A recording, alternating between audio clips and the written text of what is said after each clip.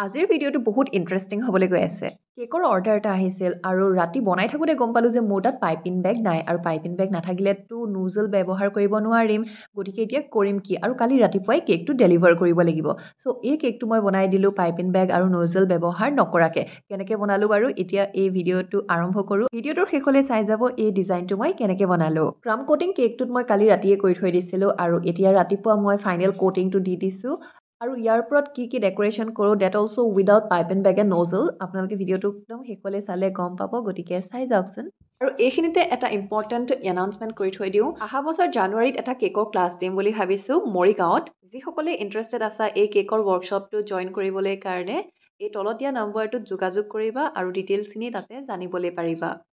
এতিয়া ডেক'ৰেশ্যনৰ বাবে অলপমান হুইপ ক্ৰীমত ৰেড কালাৰটো মিক্স কৰি এটা ধুনীয়া ৰেড কালাৰ বনাই লৈছোঁ চাওকচোন কালাৰটো কিমান মৰম লাগিছে নহয়নে বাৰু এতিয়া কেকটোত ওপৰত ছাইডত গোটেইখনতে ৰাফ পেচেছ কৰি অলপমান দি দিছোঁ এতিয়া এইখিনি সমান কৰিবলৈ কাৰণে মই কি ব্যৱহাৰ কৰিম জানেনে এখন ATM কাৰ্ড মোৰ তাত বেলেগ আইটেমছো আছে যিহেৰে সমান কৰিব পাৰি কিন্তু মই এই ATM কাৰ্ডখনেৰেই কাম কৰি বেছি ভাল পাওঁ আৰু ওপৰত আৰু ছাইডত গোটেইখনতে মই ধুনীয়াকৈ এইখনেৰে সমান কৰি ল'লোঁ এতিয়া এইখিনি সমান কৰি হোৱাৰ পাছত মেইন কামটো হৈছে এই ডিজাইনটো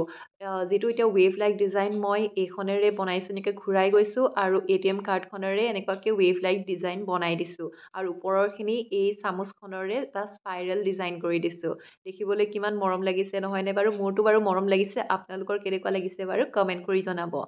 নেক্সট বৰ্ডাৰটো হাইলাইট কৰিবলৈ কাৰণে গল্ডেন ডাষ্ট পানীৰ সৈতে মিক্স কৰি লৈছোঁ আৰু ব্ৰাছেৰে গোটেই বৰ্ডাৰটোত মই দি দিছোঁ আৰু অকণমান ছাইডতো এনেকুৱাকৈ ব্ৰাছৰ সহায়েৰে দি দিছোঁ মানে ছটিয়াই দি দিছোঁ যাতে এটা ধুনীয়া এফেক্ট আহক আৰু বাটাৰফ্লাই দি পেলাই এই থিমটো মানে মই বাটাৰফ্লাই টাইপেই কৰি দিছোঁ আৰু বাটাৰফ্লাই থিম কেক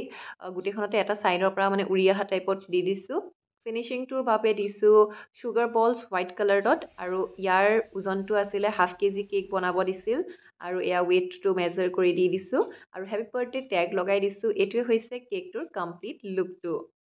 পাইপিং বেগ আৰু নুজল ব্যৱহাৰ নকৰাকৈ এটা সুন্দৰ কেক প্ৰস্তুত কৰিলোঁ কেনেকুৱা লাগিছে বাৰু আপোনালোকৰ মন্তব্যবোৰ কমেণ্ট ছেকশ্যনত জনাব